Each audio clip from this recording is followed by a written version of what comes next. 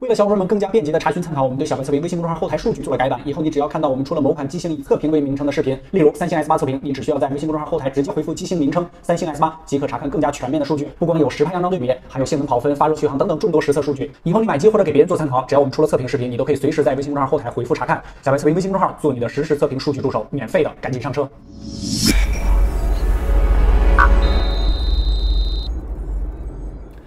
Hello， 大家好，欢迎收看这一期的小白测评，我是王炯。今天就是一期测评视频，跟大家聊的是可以说近期除了这个 iPhone X 之外最期待的一期视频——小米 Mix 2。2017年小米秋季的发布会上 ，Mix 真的是风头无两啊！这个前面的宣传上呢，也是做得非常火热，大家也是非常期待，全部都基于第一代产品在当时引起的这个爆炸性。全面屏这个词儿也可以说是小米来真正的给行业做了一个布道。全屏的手机在今年能这么火爆，小米也确实做了一个非常大的推动作用。而作为在这个领域的先行者，小米的第二代 Mix 产品究竟表现怎么样？今天就给大家来一个全面的测评，不客观真体验，小米 Mix 2马上开始。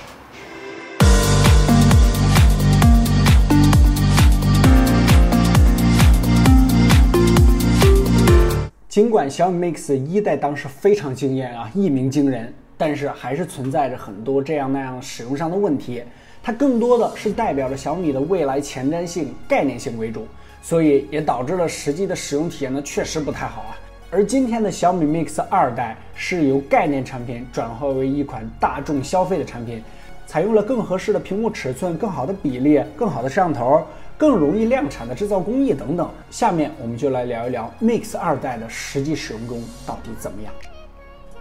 在外观 ID 方面，全面屏手机，顾名思义啊，全是屏幕，并且小米也在发布会上说自己发明了全面屏这个词儿啊。我们先来点开 Mix 2的屏幕看一下啊，是不是你预期的样子？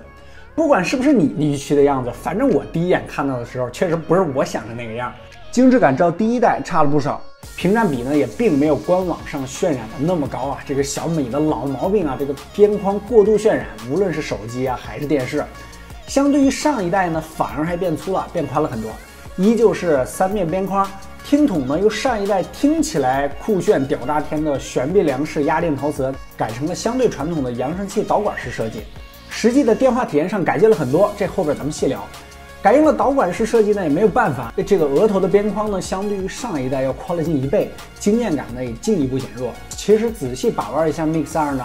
黑边框这个问题啊，小米略微有点冤枉。两侧的黑边 BM 区呢，绝对值与上一代几乎其实差不多，但是金属中框的圆弧过度向外延伸了，增加了视觉上的宽度。再加上屏幕减小，由上一代的6.44寸降到了5.99寸，大黑边的感觉就更加明显了。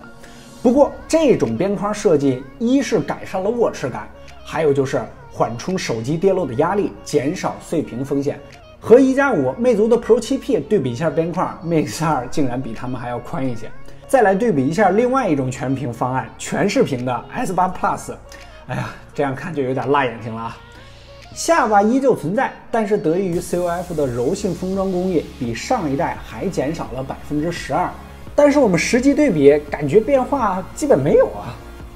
前置的摄像头依旧在右下角，你说它不方便呢，也不用吐槽。在全面屏的大前提下呢，这也算是一个没办法的办法了。Mix 的背面是一整块陶瓷，相比普通玻璃看起来呢更加深邃，这个视觉感受呢也更高级啊。但是后背的涂层啊，注意我这说的是涂层啊，这个很不耐滑啊。我这台的后背呢已经有好几个小划痕了，包括后背在内啊。其实整体的机身设计 ID 呢与上一代基本上都是一样的。如果要说不足的话呢，那就是摄像头依旧凸起的啊。小米6上的双摄都给做平了，这儿依旧是凸起。好在标配版呢都有一圈 18K 镀金，还给你一点安慰啊。后置指纹也与上一代相同。18:9的整个机身呢，握持感照上一代呢大大的改善了啊！上一代的那个握持感真的是让我不想从口袋里掏出来这台手机。质感和做工呢都非常优秀，尤其是按键明显要比小米6紧实很多。相对于第一代，我更愿意把它作为一部绝对主力机来使用了。性能方面 ，Mix 2的硬件参数都是旗舰级的啊，搭载的是骁龙835的处理器，2017年安卓旗舰的标配。想要在市场上再见到高通新的处理器，最快也要等到明年初了。现在的安卓依旧是835的天下啊。先来一个跑分常规4项啊 ：CPU 测试 Geekbench 4，GPU 测试 3D Mark， 综合测试安兔兔，闪存读写，最后都是妥妥的835旗舰水准，没有任何缩水。接下来是咱们的特色20款应用打开和后台驻留情况，在这儿出现了一点小插曲。在测试的过程中，打开到15、16个应用的时候 ，Mix 2出现了死机，然后关机就再也打不开了，一直是小米的 logo 在闪，强制重启依旧无效。这个时候已经过去有半小时了，最后无奈只能清除全部数据才能开机，但是软件和资料全都没了，只能重新装软件，重新设置，前前后后折腾了2个多小时，终于是把它弄好了。开始测试，前面的几款软件打开速度都很快啊，本来以为要彻底崛起了，但就是在打开到第19个软件的时候又出现了死机。第3次测试13个软件的时候又死机了，再重启。我们抱着最后一次的希望进行测试啊，反正整个过程呢都是不顺利啊。好在最后是测试完成了。从这儿呢，我得出一个经验啊，卡的时候千万不要动手机，一碰就死机，就默默的等着，等它自己卡完。最后2轮打开20款应用，一共用了6分29秒。好在全程呢都有视频记录，要不然我估计又得被喷死说米黑了啊。作为参考呢，小米又在这个环节用时3分01秒，后台只杀死了1个。我在这儿要特别声明一下，小米 Mix 2在我们拿到手里这么长时间的日常使用中，没有出现死机的情况，因为我们这个是极限测试，出现死机的情况也是在我们预料之内的，但是就没有想到有这么频繁。接下来是微博淘宝帧率，微博 Mix 2在57帧到满帧之间，连续滑动呢几乎都是满帧啊，微博的优化呢还是比较到位的啊。淘宝帧率 Mix 2首页呢还是比较流畅的，基本都是52帧以上，但是进入到搜索商品的界面呢，帧率一下子就降到了30帧左右，最高呢也只有48帧。任何品牌的旗舰机呢，在淘宝环节都会出现大幅的掉帧。之前在那一期的性能大测试中呢，大家也都看到了，这个锅可不是厂商的问题。我们判断，一是因为淘宝需要加载的数据确实比较大，二也能在侧面看出啊，这淘宝自身的优化也确实不给力啊。最后是964兆的崩坏3安装时间 ，Mix 2用了1分04秒，这个速度几乎是在旗舰机中属于垫底的了。小米6呢只用了36秒。接下来呢是大家非常看重的游戏实测，还是得益于18:9的屏幕比例 ，Mix 2在玩王者荣耀的时候，能比其他16:9的手机显示更多的画面，也就是更多的游戏视野。你看到它呢不能打它，不过你早发现它总是更好的吧。在前几天刚刚支持了高帧率模式，我们把画面的质量和帧率都调到最高，进入游戏，基本帧率呢都在58帧到满帧之间，复杂的场景下呢会下降到55帧。运行了11分钟之后，出现了最低帧率52帧，不过也就是一瞬间啊，后边呢又回到了58帧以上，整体非常流畅，没有出现什么卡顿。考验 GPU 的崩坏3，我们把画质全面都调到最高，进入游戏直接开始战斗。基本帧率在52帧到58帧之间，复杂场景下会下降到48帧，比王者荣耀要低了一些。几分钟之后出现了最低帧率44帧，平均帧率在47帧到54帧徘徊。BOSS 战进一步下降到了43到52帧之间啊，最低到了35帧啊。不过这也都是旗舰机的水准。在最高温度上，游戏环节 Mix 2因为是陶瓷后盖，导热比较快，后背的最高温度为43摄氏度，正面的温度要更高一些，有44、45摄氏度了啊。这个温度在旗舰机中呢也不算低的，发热还是比较明显的。找个理由就是金属真空嘛，而且马上也要快到冬天了。Mix 2的处理器调校调度上，当机身温度超过40度的时候，自己就会关掉1到2个大核，而在电池电量不足10%的时候 ，Mix 2会关闭全部4个大核，只保留4个小核处理任务，以节省电量。总而言之 ，Mix 2上的这款835调教呢比较正常，也没有出现什么锁核或降频的情况。日常使用和大型游戏都没有什么问题。上面出现的一些问题呢，我觉得应该是在MIUI 适配 Mix 2上面还需要后期的更新啊。确实感觉有些不太成熟，这个跟我之前体验那小米 Note 3啊有些许相像。在我们测试完成的时候，我们手上这台的 Mix 2呢还没有推送官方的 MIUI 9，所以我们都是基于稳定版的 MIUI 8。当然还有一点就是搭载 MIUI 8呢，对于应用多开的深度优化，在 Mix 2上呢可能还不够，希望小米呢这个 MIUI 9上对 Mix 2有比较大的改善。至于 MIUI 8与 MIUI 9对小米旗舰性能上的差别呢，在小米6那期性能大测评中呢，我们做了详细测试，如果你想了解，可以去翻看一下。拍照环节 ，Mix 2后置只搭载了单颗1200万像素的单摄像头，传感器为 IMX386，与小米6上那个是一样的，并没有采用现在最为流行的双摄方案，这是一个小遗憾啊。说明在厂商的内部定位上，双摄呢在这儿可能并不是必需品，但是我个人觉得应该是全面屏设计的一个妥协。比如说双摄的话，这个摄像头在内部的摆放啊、内部的堆叠上可能会出现了一些冲突，所以才取消了双摄。好在支持光学防抖，下面我们就拿 Mix 2与自家的小米6、1+5还有魅族的 Pro 7 Plus 来进行一下对比，看看这个单摄和这些双摄哪个更强啊？白天这一组样张 ，Mix 2和小米6曝光比较亮啊，1+5的地面呢稍微有些偏黄 ，Pro 7P 呢比较正常，四者的白平衡啊都是比较准。看一下画面的细节 ，Pro 7P 出现了一些模糊 ，Mix 2和小米6呢都出现了比较严重的涂抹，果然是同门兄弟啊！1+5细节最多，雨伞的布料呢最为清晰。这一组阴天的大楼外景明显分为了3个门派 ，Mix 2和小米6呢有一些祖传略。但是客观的说，升级一些系统之后呢 ，Mix 2和小米6的祖传率现象呢有一些改善。1+5稍微偏紫 ，Pro 7P 画面偏冷。右下角玻璃上的图案，1+5依旧是解析力最强的 ，Mix 2表现和 Pro 7P 相当，小米6出现了明显的模糊。看一下这组室内的表现，整体来看，小米6与1+5还原比较准确 ，Mix 2呢稍显偏暖 ，Pro 7P 呢发红了。四者的曝光呢都基本一致，放大看地面的地砖 ，Mix 2呢也没有任何惊喜，涂抹偏色都有，表现平庸。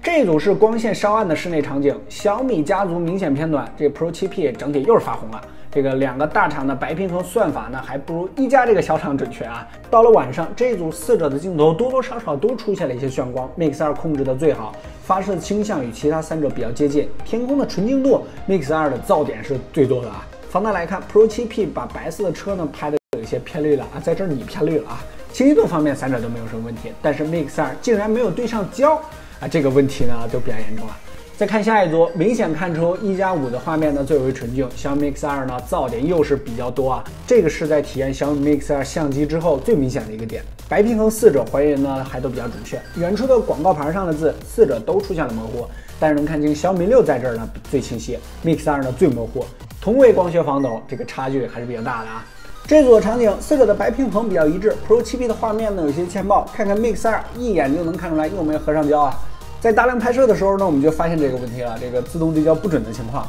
这个就不是偶然事件了，而是系统调教的问题啊，又是一次手动对焦啊，这回是清晰了。查看参数可以看出 ，Pro 7P 的感光度最高，但是天空的噪点控制的不错。小米家族因为有光学防抖，所以快门都是最低的，17/1秒。看一下脚下的警示牌，四者的解析力并没有出现明显的差距。转到对面的大楼 ，Mix 2噪点最多，清晰度呢也是最差的。小米6呢反而是最清晰的 ，Mix 2的调教成熟度照小米6呢还是有差距的。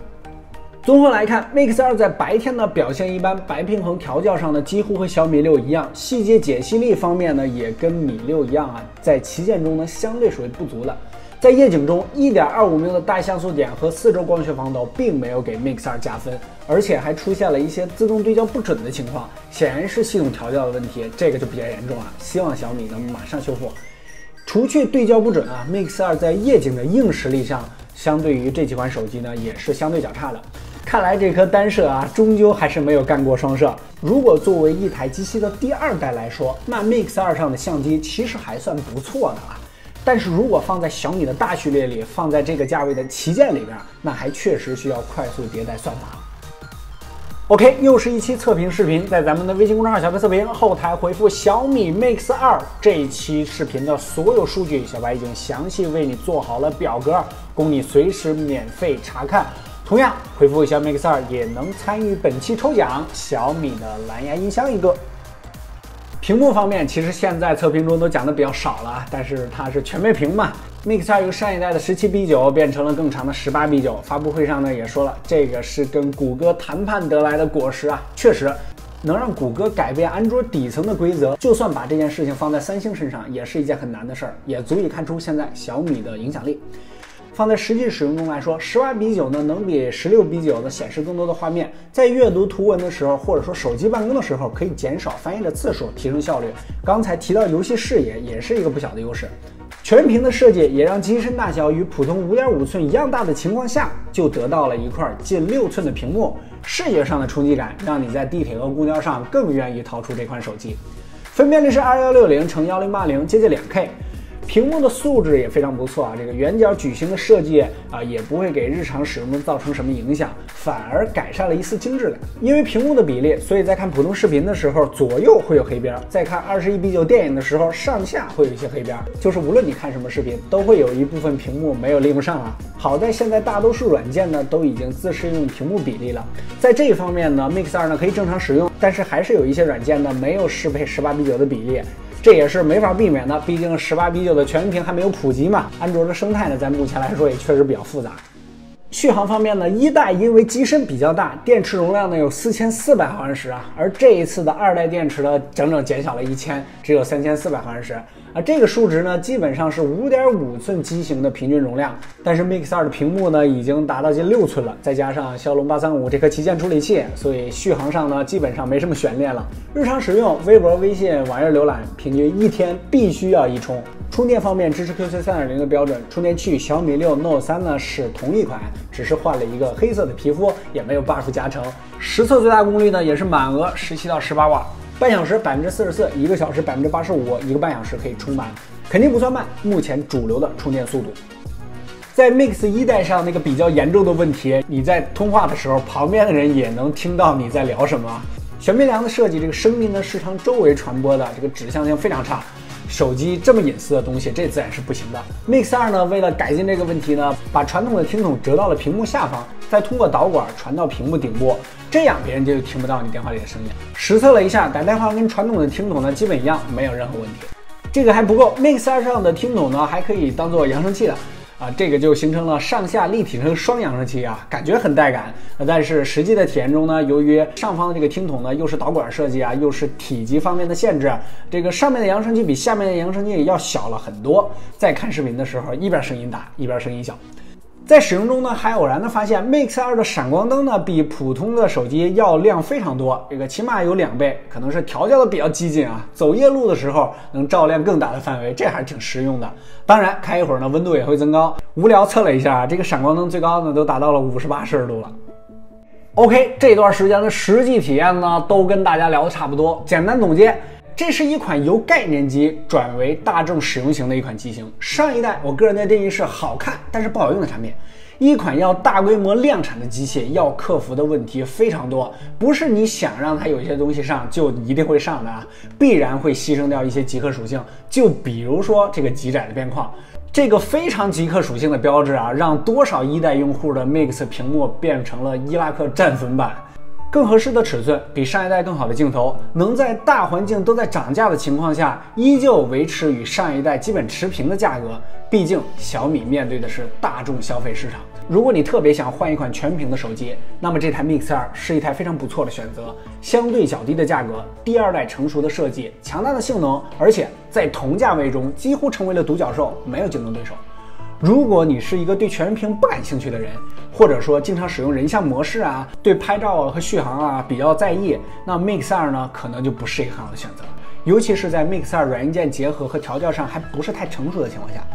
还有就是那些排斥后置指纹识别的小伙伴，这款手机可能就更让你纠结了。与 Mix 2同场发布的 Note 3搭载了人脸解锁，而定位旗舰的 Mix 2又是全面屏，本应该第一先上人脸识别的，但是却没有，只能说明这项技术还不够成熟，在 Note 3上呢来试试水。毕竟全面屏的风潮起来之后，在屏下指纹识别还没有实现的情况下，业界老大苹果的做法就告诉你了，人脸解锁是第一趋势，也是没办法的一个方案吧。而 Mix 上呢，并没有像 iPhone 10一样那样双摄像头，或者说特别的为人脸识别优化的传感器。即使是通过后面的软件更新来实现了人脸解锁这个功能，在 Mix 2上恐怕也没有那么好的使用体验。在 Note 3的那期视频中呢，也跟大家详细体验了指纹识别，在目前来说，尤其是前置指纹识别，还是一个无敌的状态。对于小米的品牌来说 ，Mix 这个系列，无论是对于一众米粉还是不太了解手机的小伙伴，或者说吃瓜群众也好，对小米这个品牌都有了一个比较大的提升。虽然到目前为止，这台 Mix 2在软硬件的结合上呢，还不是那么的成熟，反正跟它自家的这个米6还是有一定的差距啊。但是在硬件上呢，也确实小米有这个底气说全面屏这个词是它来提出的啊。今年呢，基本上应该可以算是全面屏的一个元年。各家呢都在布局全面屏的产品。虽然苹果、三星、小米这3种全面屏的方案都在并行，但是短期之内呢，也并不会有什么特别大的改变。大家如果想选择全面屏的手机的话，性价比一类确实还得看小米的啊。OK， 在购买建议上呢，我个人是比较推荐3599的这个锚定的版本，但最后还是要说一句，希望小米尽快的把软硬件结合，尤其是相机方面做一些改变和迭代调整。OK， 这期 Mix 2的全面测评呢，就先和大家聊到这儿了。在咱们的微信公众号“小白测评”后台回复“小米 Mix 2”这几个关键字，本期的所有数据可以供你查看，并且还可以参与抽奖。这一期的大活动呢，还是在微博上进行啊，这个大家关注我的新浪微博小白 MTX， 转发本期视频的置顶微博，随便艾特你的一个好友，我们将会抽出小米的蓝牙音箱一个。微信公众号后台回复 Mix 2也会抽出一个。OK， 不客观真体验，小白测评，我们下期视频再见，应该是 iPhone 8 Plus 的视频，拜拜。